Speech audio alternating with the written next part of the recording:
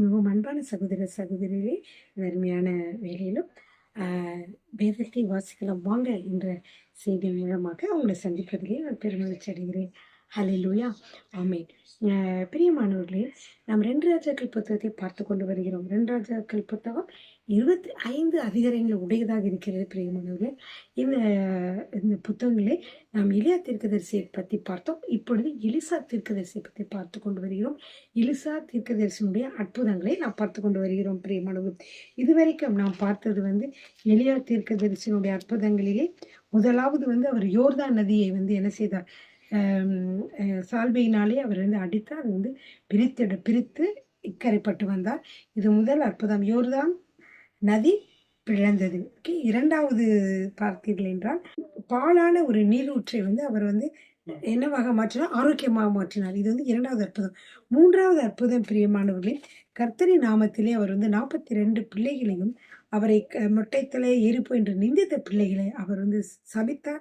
அதனால 2 கரடிகள் அந்த குழந்தைகளை பீறி போட்டது என்று சொல்லி பார்க்கிறோம். இது மூன்றாவது அற்புதம்.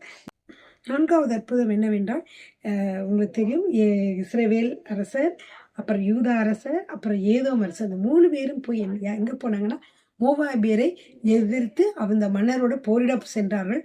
ஆனால் அந்த வழியிலே செல்லுகிற பொழுது அவர்கள் ஏதோ மனாந்தர வழியிலே வந்ததுனால என்னாச்சு, அங்கே ஒரே தண்ணீர் இல்லாமல் ரொம்ப பயங்கரமான காட்டு மிருகங்களும் அவர்கள் கொண்டு வந்த விலங்குகளுக்கோ அல்லது அவர்களுடைய சேனைகளுக்கோ அல்லது அவர்களுக்கோ தண்ணீர் போதாமல் இருந்தது. பிரியமானவர்கள், எனவே அவர்கள் என்ன செய்தார்கள் என்றால் எலிசா தீர்க்கதரிசியிடம் வந்தார்கள்.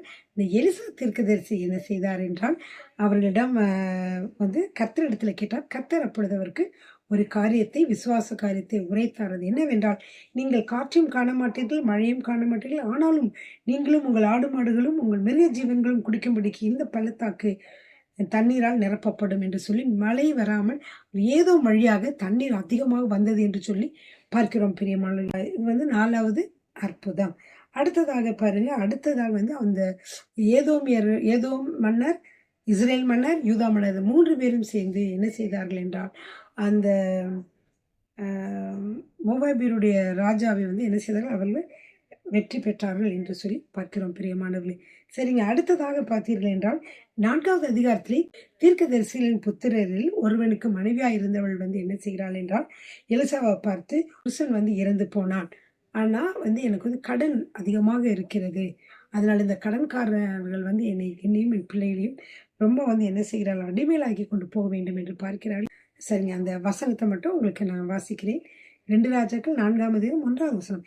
தீர்க்கதரிசிகளுடைய புத்திரையில் ஒருவனுக்கு மனைவியாக இருந்த ஒரு ஸ்திரீ எலிசாவை பார்த்து, உமது அடியானாகி என் புருஷர் இறந்து போனான், உமது அடியான் கர்த்தருக்கு பயந்து நடந்தான் என்பதை அறிவீர்.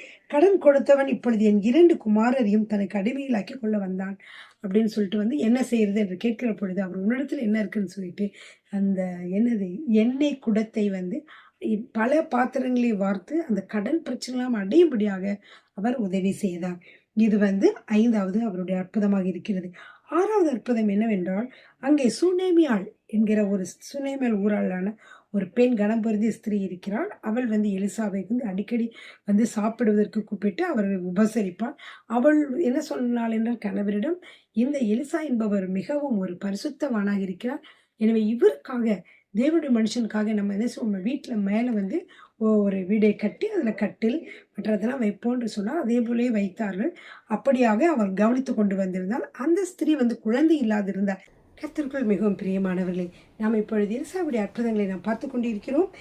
அதில் பாருங்கள் பிரியமானவர்களே, பின்பு ஒரு நாள் எலிசா சூனேமுக்கு போயிருக்கும் பொழுது அங்கே இருந்த கனம் பொருந்தி ஒரு ஸ்திரீ அவனை போஜனம் பண்ண வருந்தி கேட்டுக்கொண்டாள்.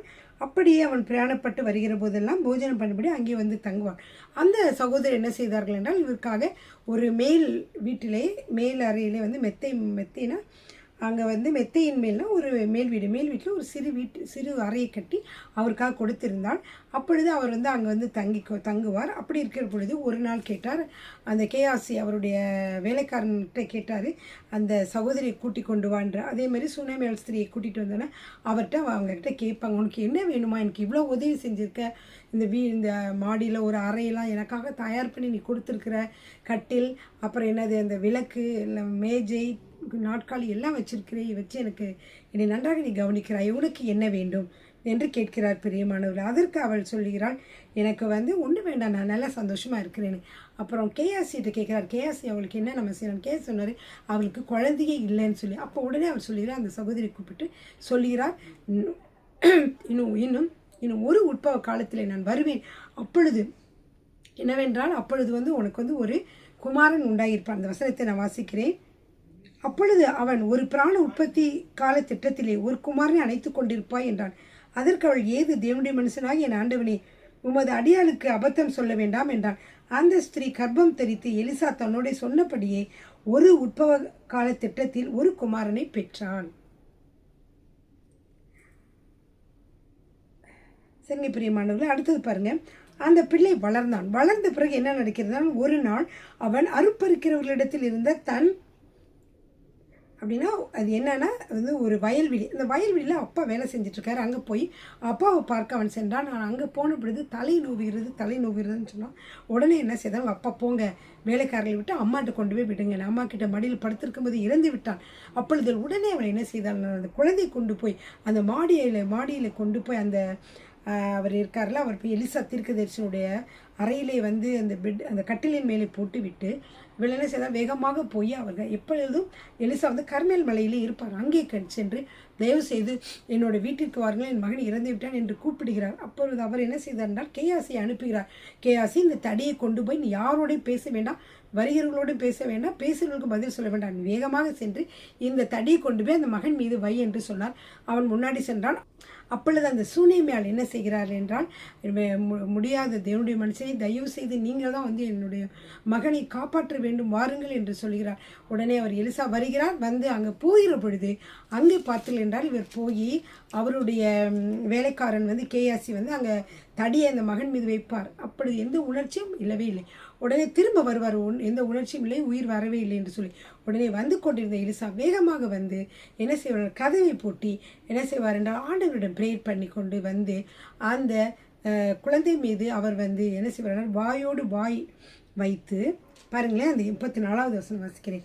கிட்டே போய் தன் வாய் பிள்ளையின் வாயின் மேலும், தன் கண்கள் அவன் கண்களின் மேலும், தன் உள்ளங்கை அவன் உள்ளங்கையின் மேலும் படும்படியாக அவன் மேல் குப்புறப்படுத்து கொண்டான். அப்பொழுது பிள்ளையின் உடல் அனல் கொண்டது.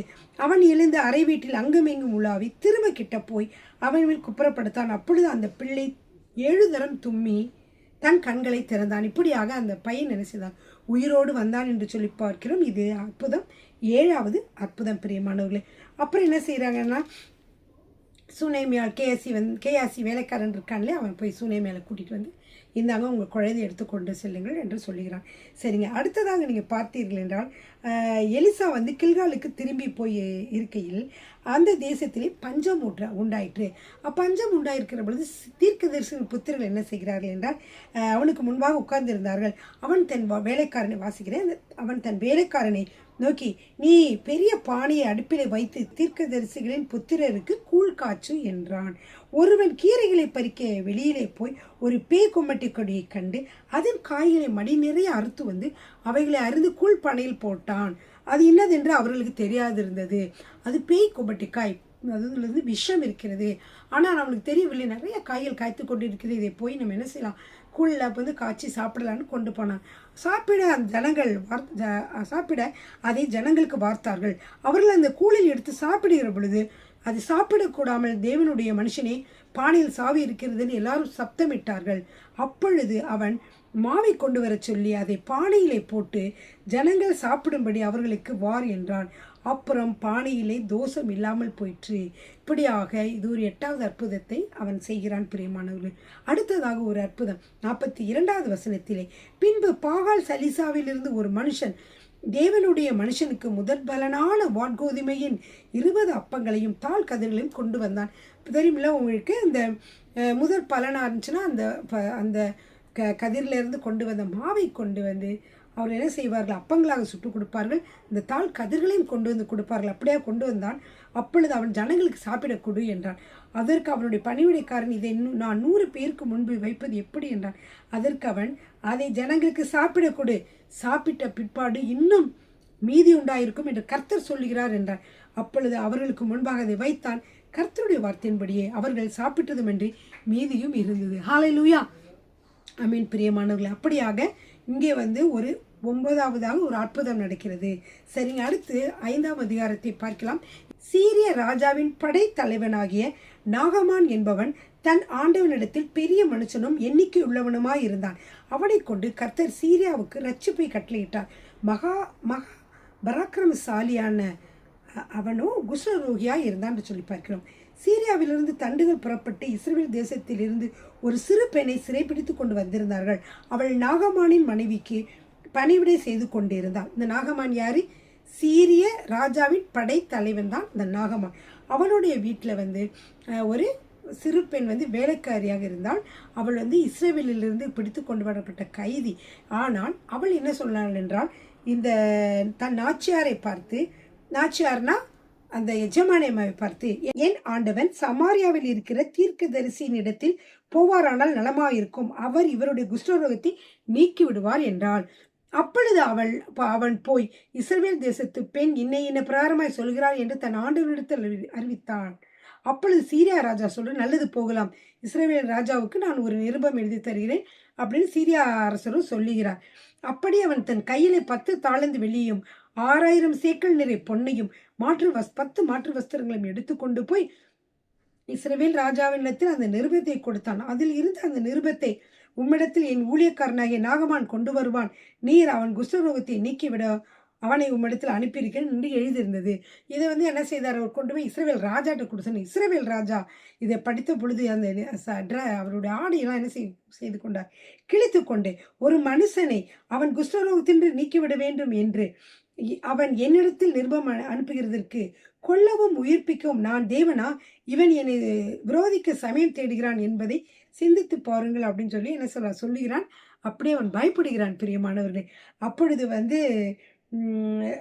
இஸ்ரவேல் ராஜா தன் வஸ்திரங்களை கிழித்து கொண்ட செய்தியை தேவனுடைய மனுஷனாகிய எலிசா கேட்ட பொழுது அவன், நீர் உம்முடைய வஸ்திரங்களை கிழித்துக் கொள்வானேன், அவன் என்னிடத்தில் இஸ்ரவேலிலே தீர்க்கதரிசி உண்டென்பதை அறிந்து கொள்ளட்டும் என்று ராஜாவுக்கு சொல்லி அனுப்பினான். அப்படியே நாகமான் தன் குதிரைகளோடும் தன் ரதங்களோடும் எலிசாவின் வாசற்படியிலே நின்றான்.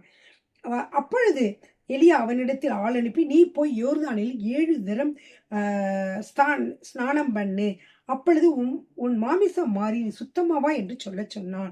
அதற்கு நாகமான் கடும் கோபம் கொண்டு புறப்பட்டு போய் அவன் வெளியிலே நின்று என் தேவனாய் கர்த்தருடைய நாமத்தை தொழுது தன் தேவனாய கர்த்தருடைய நாமத்தை தொழுது தன் கையினால் அந்த இடத்தை தடவி இவ்விதமாக குஷ்டரோகத்தை நீக்கி விடுவான் என்று எனக்குள் நினைத்திருந்தேன்.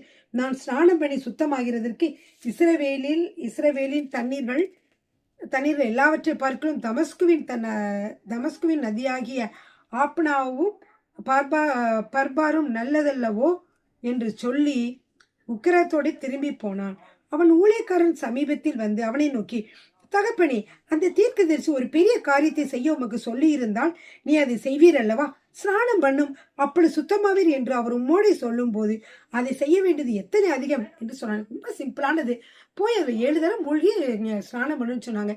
இதுக்கே நீங்க கோபப்பட்டு வந்துட்டீங்க அப்படின்னு சொல்லுகிற பொழுது அவன் உடனே என்ன செய்கிறான் என்றால், அப்பொழுது அவன் இறங்கி தேவனுடைய மனுஷன் வார்த்தையின்படியே யோர்தானில் 7 தரம் முழுகின பொழுது அந்த மாமிசம் ஒரு சிறு பிள்ளையின் மாம்சத்தை போல மாறி அவன் சுத்தமானான்.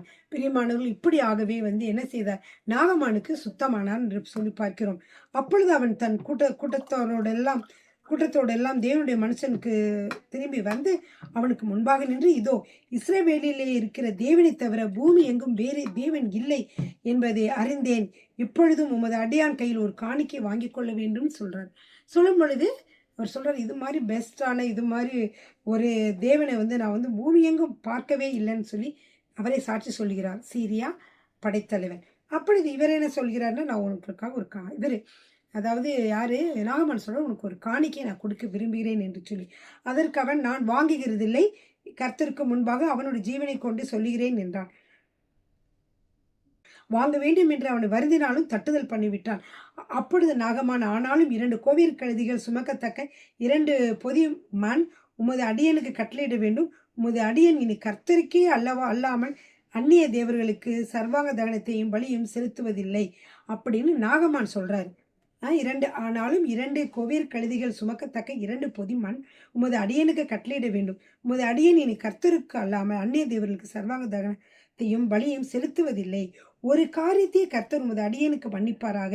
என் ஆண்டவன் பணிந்து கொள்ள ரிமோன் கோவிலுக்குள் பிரவேசிக்கும் பொழுது நான் அவருக்கு கையிலாக கொடுத்து ரிமோன் கோவிலிலே பணிய வேண்டியதாகும். இப்படி ரிமோன் கோவிலில் நான் பணிய வேண்டிய இந்த காரியத்தை கர்த்தர் உமது அடியேனுக்கு மன்னிப்பாராக என்றான். அதற்கு அவன் சமாதானத்தோட போ இவன் என்றான். இவன் புறப்பட்டு கொஞ்ச தூரம் போன பொழுது என்ன செய்கிறார் என்றால் எலிசா போய்விட்டார். ஆனா எலிசாவோட கூட இருந்த எலியாவுடைய வேலைக்காரன் என்ன செய்கிறான், அவன் போகவில்லை. அவன் என்ன செய்கிறான், அவன் ஒரு திருட்டுத்தனம் பண்றான்.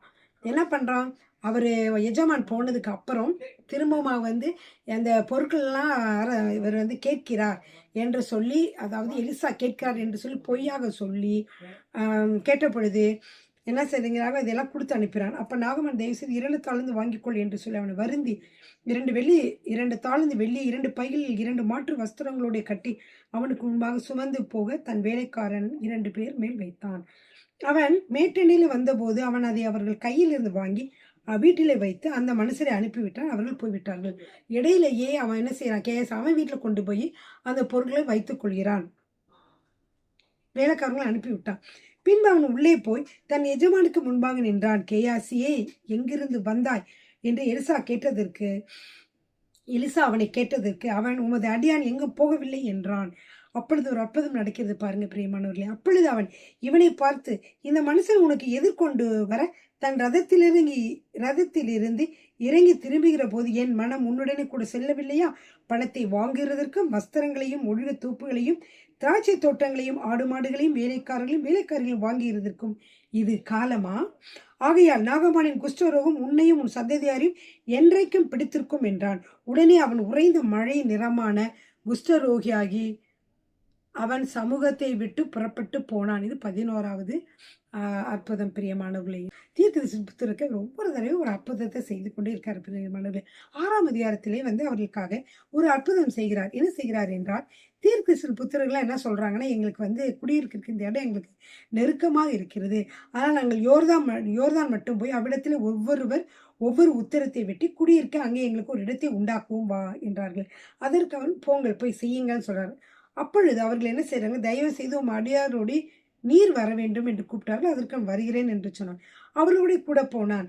அங்கே அவர்கள் யோர்தான் நதி அருகே மரங்களை வெட்டுறாங்க. அப்படி மரங்களை வெட்டி கொண்டிருக்கிற பொழுது ஒருவனுடைய கோடாரியானது அங்கே தண்ணீரிலே விழுந்து விட்டது. அந்த அற்புதத்தை வாசிக்கிறேன். 6ஆம் அதிகாரம் 4, 5. அவர்களுடைய கூட போனான். அவர்கள் யோர்தான் நதி அருகே வந்தபோது மரங்களை வெட்டினார்கள். ஒருவன் ஒரு உத்திரத்தை வெட்டி விழுத்துகையில் கோடாரி தண்ணீரில் விழுந்தது. அவன், ஐயோ என் ஆண்டவனே, அது இரவலாக வாங்கப்பட்டது என்று கூவினான்.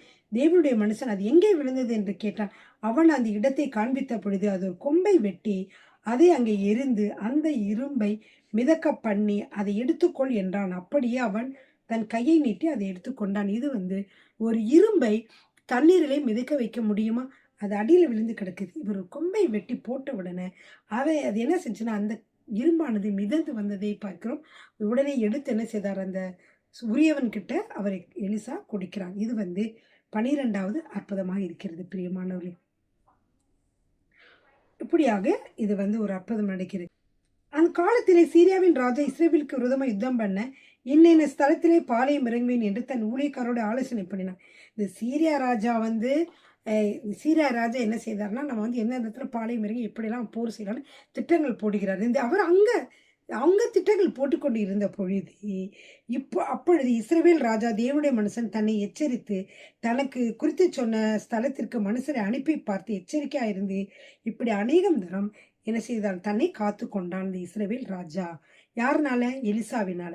இந்த காரியத்தின் நிமித்தம் சீரிய ராஜாவின் இருதயம் குழம்பி அவன் தன் ஊழியக்காரை அழைத்து, நம்முடையவர்கள் இஸ்ரவேலின் ராஜாவுக்கு உளவாளி இருக்கிறவன் யார் என்று நீங்கள் எனக்கு அறிவிக்க மாட்டீர்களா என்று கேட்டான். அப்பொழுது அவன் ஊழியக்காரர் ஒருவன், அப்படி இல்லை என் ஆண்டவனாகி ராஜாவே, நீர் உம்முடைய பள்ளி அறையிலே பேசுகிற வார்த்தைகளையும் இஸ்ரவேலில் இருக்கிற தீர்க்கதரிசியாகிய எலிசா இஸ்ரவேலின் ராஜாவுக்கு அறிவிப்பான் என்றான். அப்பொழுது அவன், நான் மனுஷரை அனுப்பி அவனை பிடிக்கும்படி நீங்கள் போய் அவன் எங்கே இருக்கிறான் என்று பாருங்கள் என்றான். அவன் தோத்தானில் இருக்கிறான் என்று அவனுக்கு அறிவிக்கப்பட்டது. இப்படியாக அவர்கள் கண்டுபிடிச்சு வராங்க பிரியமானவர்களே. அப்பொழுது அவன் எங்கள் குதிரைகளையும் ரதங்களையும் பலத்த இராணுவத்தையும் அனுப்பினான். அவர்கள் ராக்காலத்தில் பட்டணத்தை வளைந்து கொண்டார்கள். இப்படி எலிசாவை பிடிக்கிறதுக்காக போறாங்க. தேவனுடைய மனுஷனின் வேலைக்காரன் அதிகாலமே எழுந்து வெளியே புறப்படுகையில் இதோ இராணுவம் குதிரைகளும் ரதங்களும் பட்டணத்தை சுற்றி கொண்டிருக்க கண்டார்கள். அப்பொழுது வேலைக்காரன் அவனை நோக்கி, ஐயோ என் ஆண்டவனை என்ன செய்வோம் என்றான்.